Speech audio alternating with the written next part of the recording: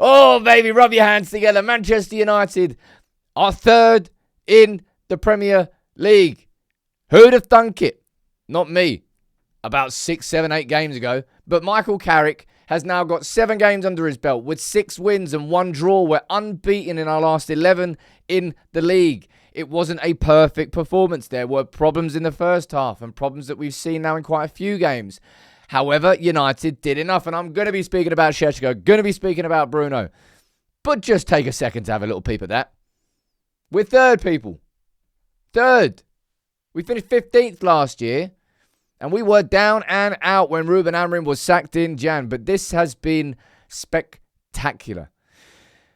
We took advantage of another opportunity that was given to us. Villa losing against Wolves. Can United go third? Yes, they can. 6 wins and 1 draw for Carrick. Second halves, I'm telling you what. Certainly better than the first halves. This man, that goal was such a good header. The cross from Bruno, the power that Sesko got on it, the direction. That now means Sesko, come off the bench for the winner against Fulham. Come off the bench for the winner against Everton. Started and got the winner there against Crystal Palace. And came off the bench and got a point away at West Ham. This lad is delivering. And that was a header full of confidence. The cross was good from Bruno, but he had to do a lot for that. Didn't really have too much service in that game up until that point. We got a bit frustrated by Crystal Palace. We weren't doing anything really in the first half, but Sesko, lad, man. Big smile on my face. We talked about it. We knew that crosses into the box for Sesko was going to be an opportunity today. And Bruno delivered it, and Sesko finished it. Superb header from him. And a superb game-changing performance from Bruno Fernandes again. Great penalty. And a wonderful cross. I think he's now only the 3rd United player in history. I think it's Giggs and Rooney to have 100 goals and 100 assists. Or has that already been done? Either way, Bruno there with the game-changing moments. And look, if Carrick looks back on that game, and I'll pick these problems apart in a second, he'll look at the issues in the first half and the repeated patterns that we're kind of seeing between Everton and West Ham, and now Crystal Palace. We've got Villa in a couple of weeks' time. Villa, who are now below us in the table, people. I can't believe we're third. I cannot believe we're third. If I was to say the issue in that game, for me, actually, no, sod that. I want to have a little... Can we just talk about Casemiro's second half performance there?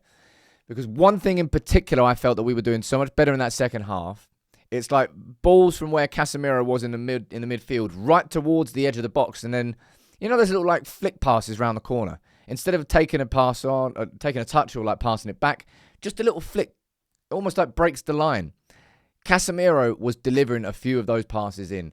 In that second half, he really was orchestrating United going forward.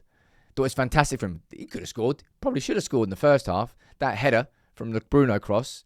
And then he had, was it another Bruno cross and a volley at the back post? Fantastic from Casemiro today. But if I'm going to speak about the issues, Manchester United on that left-hand side there today, we really struggled with the lack of width, didn't we? Shaw going off. I don't know whether that was a consequence of like the impact injury. I think it was Munoz stepped on his foot. Was it a precaution from that? I don't know. I don't know whether it was muscular or not. But then Mazraoui came on, and he was cutting inside, obviously, because he's a right-footer playing left-back, and Cunha was down there, and we just had no sort of width or anything on that left-hand side. And because Ahmad went off for Sesko, we had no width on the right-hand side either, because Mbeumo was cutting inside. And it was a bit of a problem. And I think this is something that Michael Carrick's going to have to look at and have to assess, because it's too many games now where I think the first half performances just simply have not been good enough. Now, we're getting the results, which is incredible, and ultimately that's what's important right now. Ultimately, that is just what's important. But United need to find a way to be better in the first half, because time and time again we're seeing this, as I said, a bit of a repeated pattern. As good as it is that we are better in the second half, as good as it is that we are getting goals and we are improving as the game goes on, United are not doing enough in that first half. And it was a really poor goal to concede as well. Yoro lost his man in the corner, Lacroix, header. I mean, Le Mans had no chance to really stop that. But I'm going back to it again. 7 games for Carrick, 6 wins and 1 draw. And we now go to face Newcastle. Midweek is going to be a tough, tough game. But why wouldn't United go into that game full of confidence? Up until the red card there against Crystal Palace, do I think that we had enough going forward? Not particularly, but to Cunha's credit, he was the man. I don't know why that took so long to get the red card, by the way. Was it just me? I don't know. Maybe it's red-tinted specs. Cunha made a difference there. Sesko made the difference with the goal. Just United were just so much better in the second. Can you please find a way, lads, to play like that in the first half? What is it? Almost in that first half, we couldn't even really string 2 passes together. Everything was difficult for us in that first half. The smallest, simplest things. But the second half changed it. And Michael Carrick he's got this team delivering the results. He's got United climbing the table. And the next 2 games are big, man. Newcastle away, midweek. They just lost against Everton. Chelsea are playing Arsenal this afternoon. They could be dropping points there. They probably will, let's be honest. And then we get Villa at Old Trafford. Win those 2 next games against Newcastle and Villa. Boy, oh boy, will we be in as strong a position as possible. I lost my words there. But we're third. I'm shook, man. This, I think, was the first time this season that we had the opportunity to even go third. Just because of how the tables have gone. But lots and lots and lots of times earlier this season when United had opportunities, when other clubs around us were dropping points, we missed out on it. We fumbled. We tripped. We dropped points.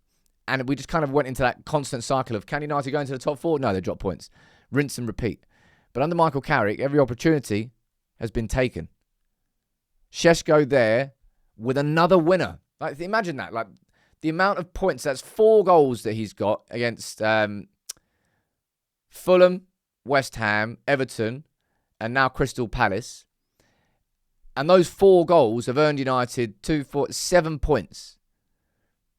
That's what your striker can do. Sesko is not only scoring, but scoring the winners. He is delivering, man. Been managed very, very well in his first season, I think. And that's credit to Michael Carrick and his team. But, man, enjoy it. Just enjoy what you're watching right now in Manchester United. Are we playing spectacular?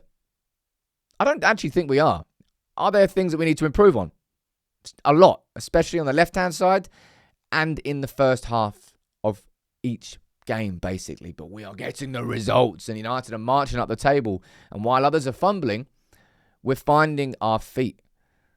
Look, beat Newcastle, man. Why not? Beat Villa. Why not? Win every game between now and the end of the season. Why not?